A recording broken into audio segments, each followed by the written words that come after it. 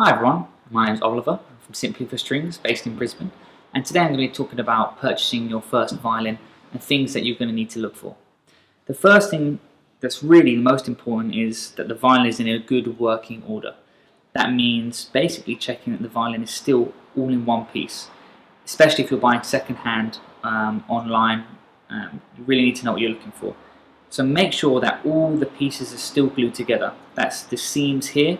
Make sure there's no gaps in between any of the seams and that there's no cracks. A very easy way to do this is if you were to just tap the back and the front of the violin, you will hear a big change in the sound, in the vibrations of the instrument. That'll tell you that there's a loose joint or a crack or a loose seam somewhere in the violin. And that's a very easy way of doing that. The next thing you want to check is that the sound post, which is inside the belly of the violin, is stood up, and in the fact that it has one in the first place. It's quite hard to see, but it's stood up just behind the bridge here, just down there, and it's going to be, you want it stood up nice and straight.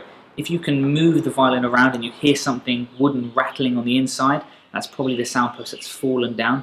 You want that stood up and in the right place before you purchase the instrument. The next thing you want to check is the bridge. Now, bridges can be slightly different depending on who has set up the instrument, if it's been set up at all. So the bridge determines the height of the strings between the strings themselves and the fingerboard. This is what we call the action. You want a kind of a medium to low action that's not really high and it's not very low. If the bridge is too low, you get a buzzing or a rattling sound where when you play the strings, sometimes if you pluck them or if you're bowing, you'll get a rattling sound when you're putting your finger down because the string is too close to the fingerboard, which creates this rattling sound. Sometimes it can also be caused by the chin rest touching the tailpiece or loose fine tuners in the tailpiece, but something to look for. Make sure the bridge isn't too high or too low, and that the fingerboard and the strings aren't rattling or there's no rattling within the instrument itself. The next part is the fingerboard itself. Really, you want an ebony fingerboard. This is kind of a basic requirement of a violin. Ebony is a very hard wood, it lasts longer and has slightly better tone. Sometimes you'll just get rosewood or cheap wood painted black to look like ebony, but really you want to ask the seller, is that fingerboard made of ebony?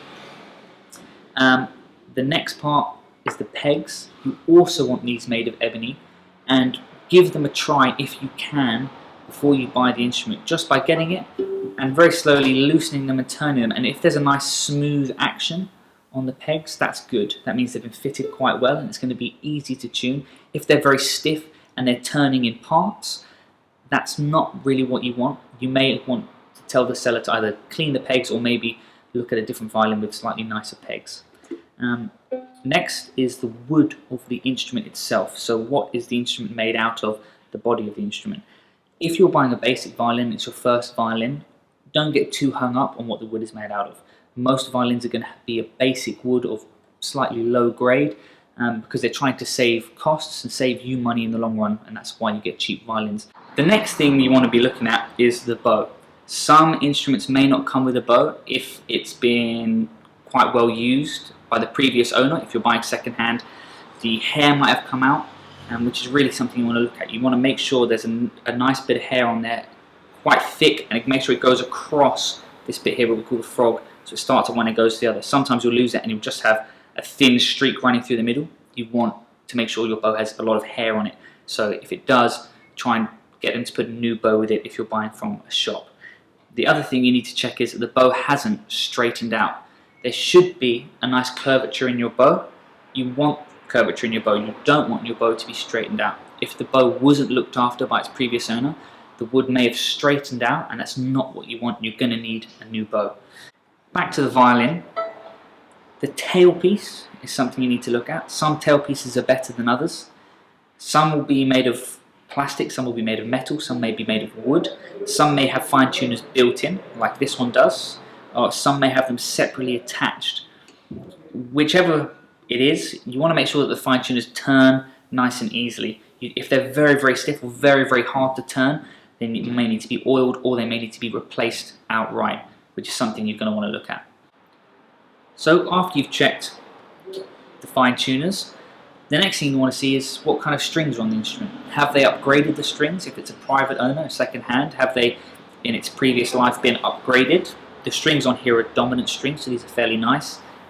I would suggest always upgrading your strings to something slightly better, but if they have upgraded strings, you can check that by usually the colours here at the end will signify what kind of string that is. You can often Google violin string ends and they'll give you like a chart of what strings you may have on there, so that's something to do. If the strings are cheap and they haven't been replaced, that's not a big issue. You can replace them yourselves, but you may be getting a good bargain if there's a good set of strings on there already.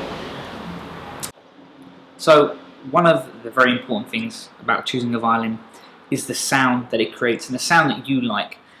All violins have a slightly different sound, and at the basic level, the entry level violins, the strings are going to make a big difference. So if the violin does have nicer strings on it, it's probably going to sound nicer. So really you want to give it a play. If you're just a beginner, just getting a feel for it, plucking it, getting the bow across the strings, just really trying to hear anything that the violin can produce is going to help you make your decision in choosing your violin. So really try and play your violins, which is a big plus when coming into stores like ours and getting to play all the different violins we have. So one of the last things you're going to need to think about is the chin rest. All chin rests are slightly different shapes and sizes, they have different contours, so you're going to want to find one that's comfortable for you. So definitely get the violin under your chin if you can. If it's not comfortable, it's not that big an issue. There are lots of different chin rests on the market and they are pretty interchangeable and they're not particularly expensive.